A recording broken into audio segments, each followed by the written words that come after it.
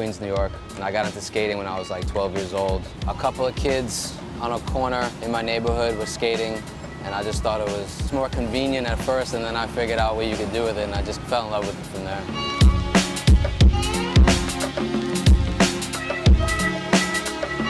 The exploration of it, you know, was always exciting every day. Like, all we wanted to do was go find new spots. And once you exhausted your borough, you went into another borough, and then you exhausted that, then you went, you know, maybe you took a venture into the big city, and, you know, Manhattan was like fucking Mecca. There was just so much going on, you know what I mean? Like, there's so much, like, life in New York City. You just get to be, like, part of that skating around, and that was, like, a lot of the appeal to me, having it be fresh all the time.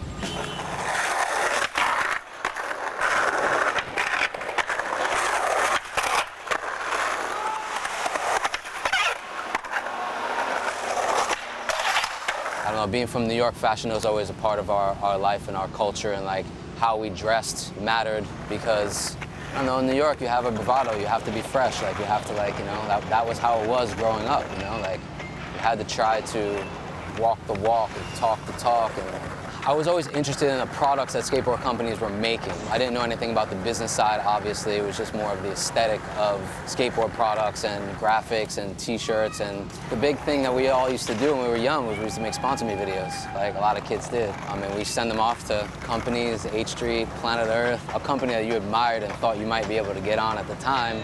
That worked for people. Like Keith and Keenan got on Life, or they got on H Street, and then that turned into Life.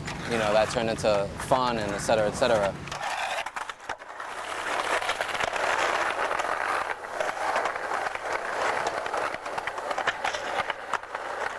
I moved out to Cali in 1993, like right after high school, and got on Fun, and that was like my first real deal sponsor, where I got like my first ad.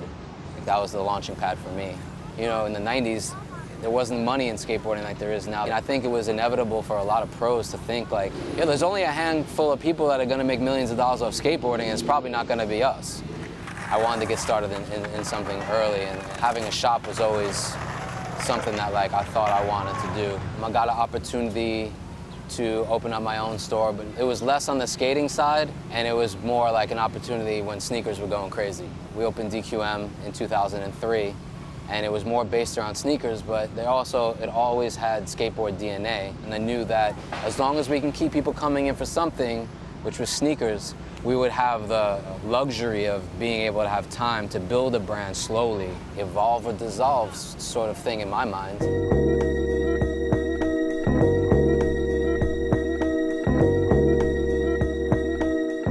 We've been selling Vans at DQM since 2003.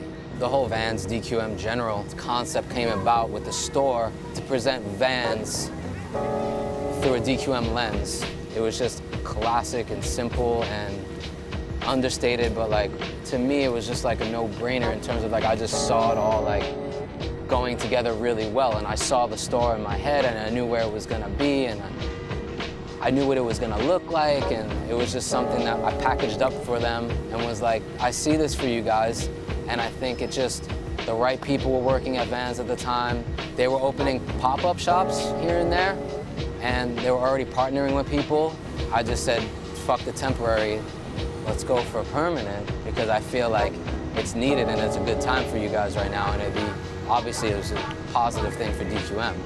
You know, would definitely have the foot traffic and definitely have like the notoriety that Vans would need as a flagship store, and also give DQM notoriety from like a little store. But we were all destination, and that gave us a lot more visibility in terms of like people coming from other places, and SoHo was like the biggest shopping district in New York City. To me, it just went perfectly with DQM and what we were doing as a brand. It was just that sort of process. It felt like evolution to us, you know what I mean? And it was something that like DQM has been around for 13 years. You know, just now we're putting 100% focus on it. And that's something that I feel is a bit overdue, but I also feel like it's a good time for us.